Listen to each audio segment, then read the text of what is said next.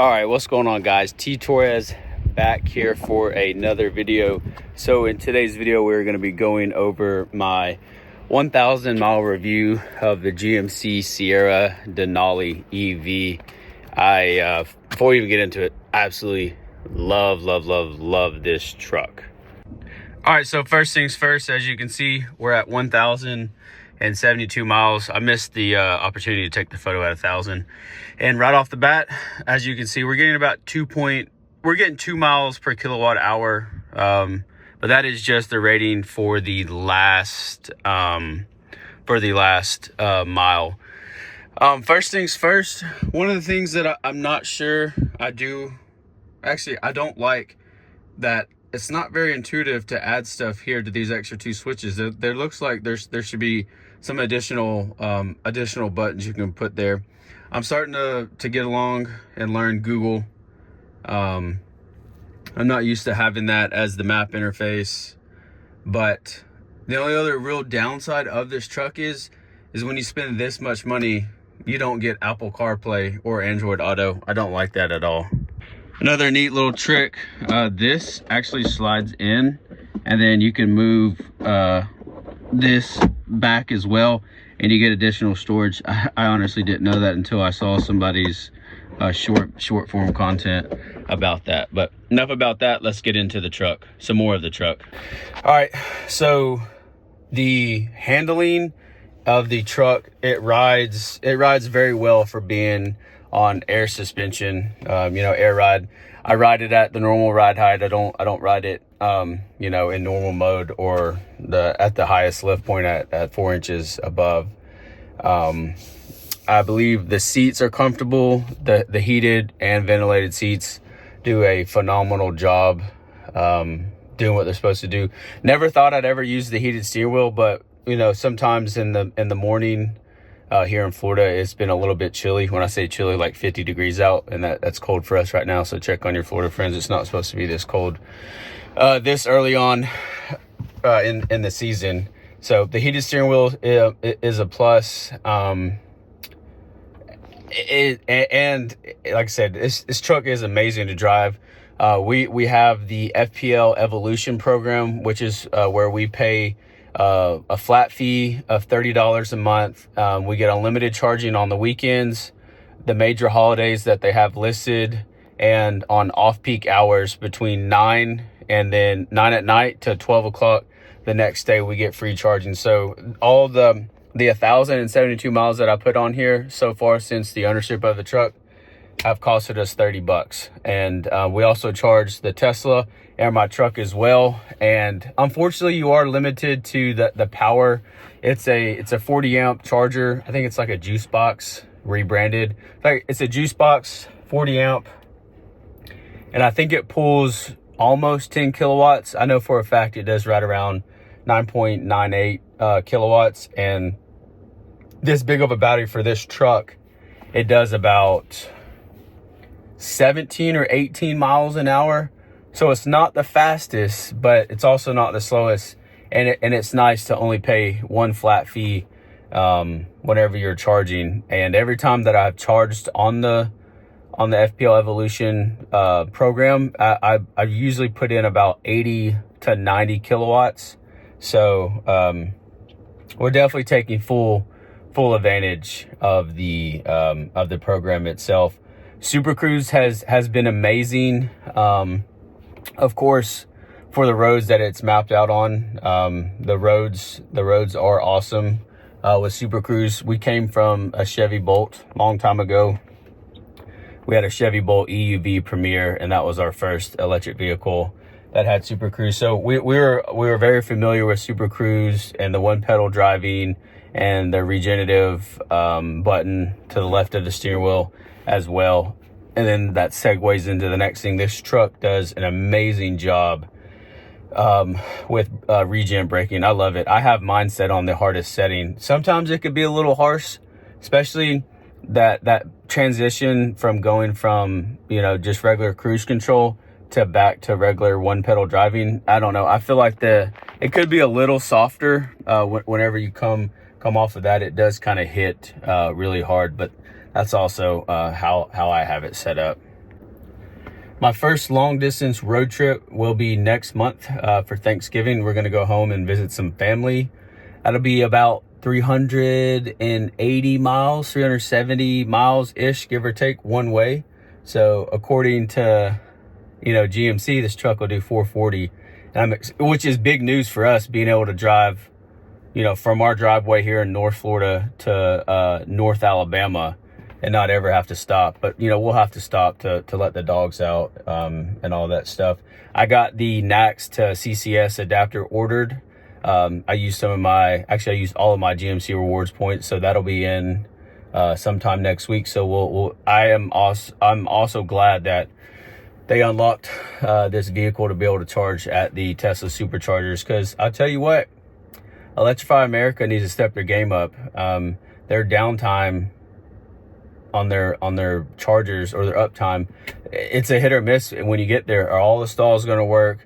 Are they actually going to be outputting the right amount of power? And we've only had one nightmare with Electrify America when we took a cruise last year, and the last stop in I think it was like Cocoa Beach or something.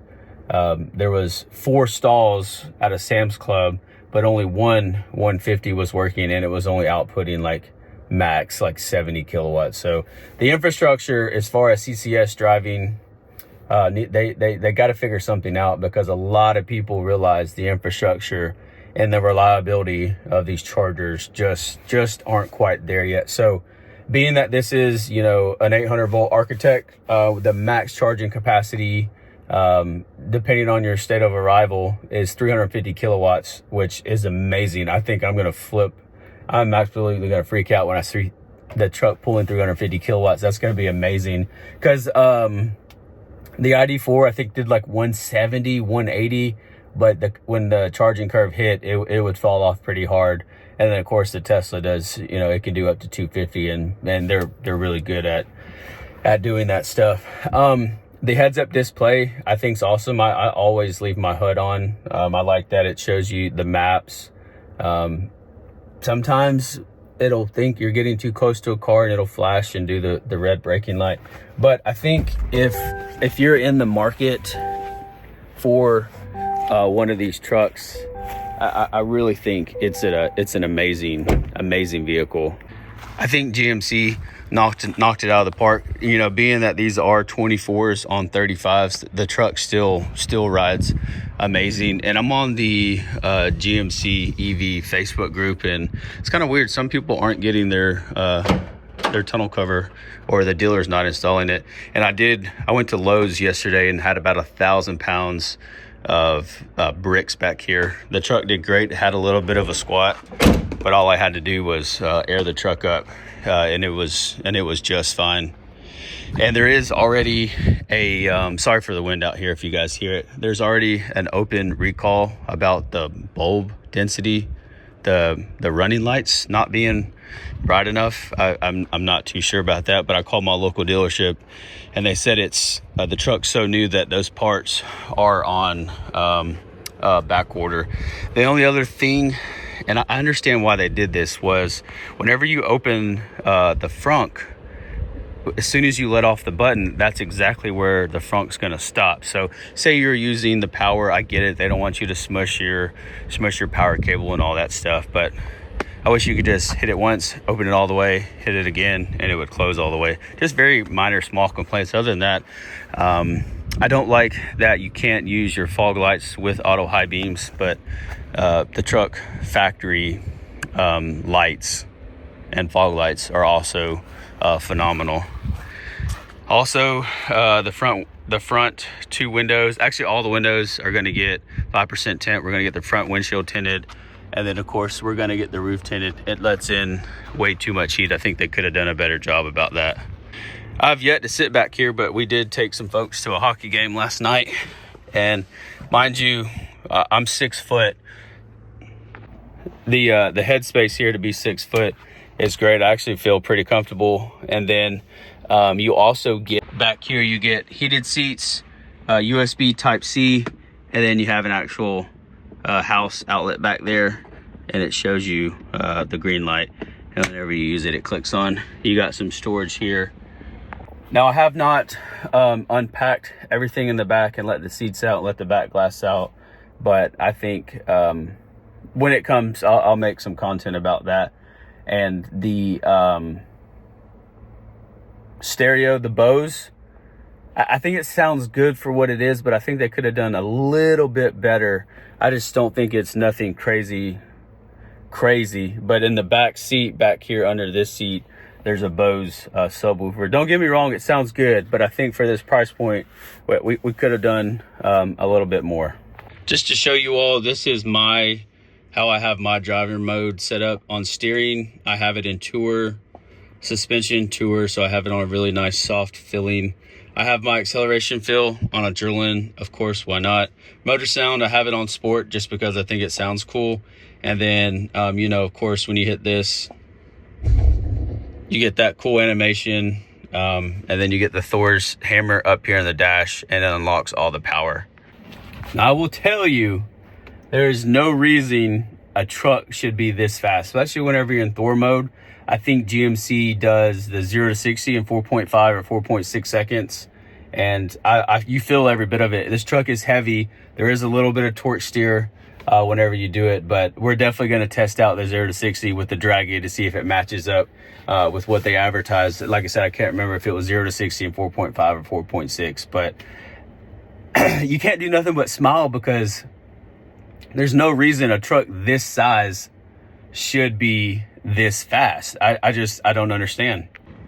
And then also, if you have one of these trucks and you hit this button, the next dash mode just brings in your actual maps here, and then the next one is just kind of another interface of what you can do. I just like to leave mine on this, and then you can change if you go here and you go to vehicle status and you go to energy efficiency, you can also remove this from the display, and it'll bring back like the date, time, and the temperature. But I like to have that. It keeps me cognizant of how I'm driving per se. Go here, and it tells you what you're using there. And then if you go here, you can instantly see your tire pressure. You can see all kind of vehicle information, energy efficiency. So we're right around 2 kilowatts. And then you can see what the rear tires are at. They want more PSI in the rear than they do in the front. And then your energy usage right there, and then all your trips. So looks like we're averaging right around 2.3 kilowatts in the 205 usable kilowatt pack. But yep, that was just a little update on my GMC Sierra EV ownership. As you can see, I'm rocking the nice hat that the salesperson gave me. It's actually a North Face hat, so it's actually a really nice, well-made and comfortable hat. So if you're on the fence, or you had, like me, I had a Cybertruck ordered and I wanted to wait and hold off because dollar for dollar, this is a better truck in my opinion. This truck actually looks like a truck. Don't get me wrong, the Cybertruck's cool in its own way, but dollar for dollar in terms of capability, I think this truck is more capable than the Cybertruck in a lot of aspects. You know, one, the range, and I just like that this is actually a truck, and you can fold down the back seats like the Avalanche, remove the glass, and have more storage space. So I'm very, very, very happy with this purchase. So if you guys have any questions about this truck, or maybe something that I missed, please leave a comment down below and let me know, because I'm still learning a lot about this truck, as well as all the other owners. And like I said, I can't wait to do the first long distance road trip, and then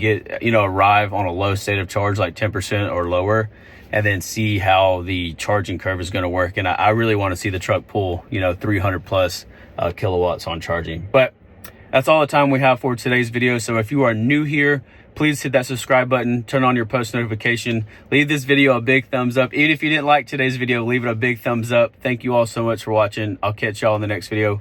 Peace.